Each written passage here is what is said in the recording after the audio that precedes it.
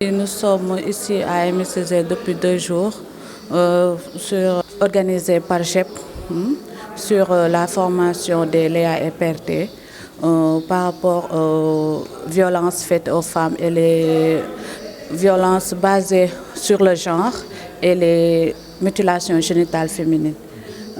Cet atelier va permettre aux PRT et aux Léa de sensibiliser, de faire des plaidoyers au niveau des établissements de Saint-Louis, des associations sportives et dans les quartiers, dans la communauté éducative en général. Cette formation est utile et vient à sa portée, vu que nous constatons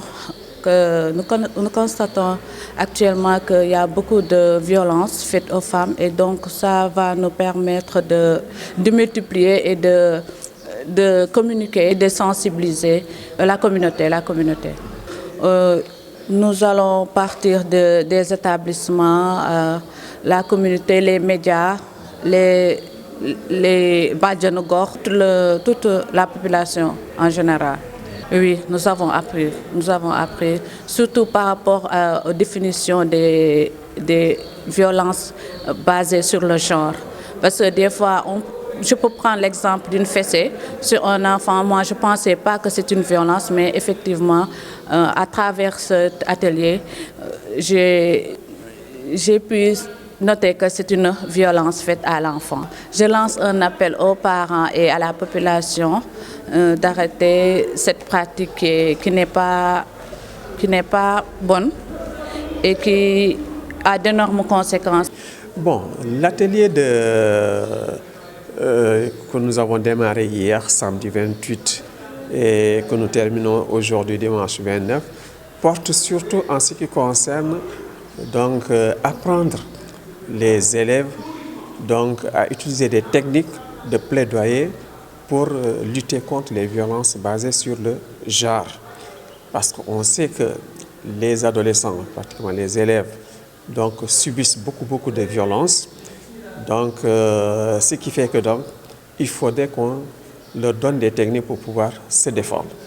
Bon, je peux citer comme violence les agressions sexuelles, les viols, les problèmes de grossesse, les problèmes de mutilation génitale, les mariages précoces. Tout cela, ce sont des violences que la société, en plus ou moins les parents, commettent envers leurs enfants sans s'en rendre compte. Même à l'école, il y a des violences qui se font, surtout en ce qui concerne les professeurs envers les élèves. Par exemple, un professeur qui humilie son élève en classe en disant par exemple que tu es très nul, voilà, violence verbale, c'est des choses qui peuvent vraiment inhiber l'enfant, c'est-à-dire bloquer l'enfant au point qu'il ne peut pas participer correctement au cours. Ouais. Bon, mais aussi ce que nous avons aussi remarqué, parce qu'au niveau du GEP, nous avons effectué donc, des études sur le terrain en ce qui concerne le recensement des problèmes de grossesse. Et nous avons remarqué qu'au niveau de la région de Saint-Louis, même dans la commune de Saint-Louis, il y a beaucoup de cas de grossesse chez les jeunes filles. Et les gens n'en parlent pas. Bon, on ne s'en rend pas compte que vraiment que ces jeunes filles qui, d'un moment à l'autre, abandonnent les études, donc ont été victimes. Ouais. Donc, ce qui fait que donc, là, ce que nous cherchons, qu'il y ait moins de grossesse donc, en milieu scolaire. Donc, pour cela, il faudrait que ces jeunes filles donc, puissent vraiment savoir avoir des informations nécessaires pour pouvoir donc, se protéger. Et vraiment, nous, ce que nous prenons surtout au niveau des clubs OVF, c'est l'abstinence jusqu'au mariage. Donc, on fait tout pour leur demander vraiment de s'abstenir jusqu'au mariage.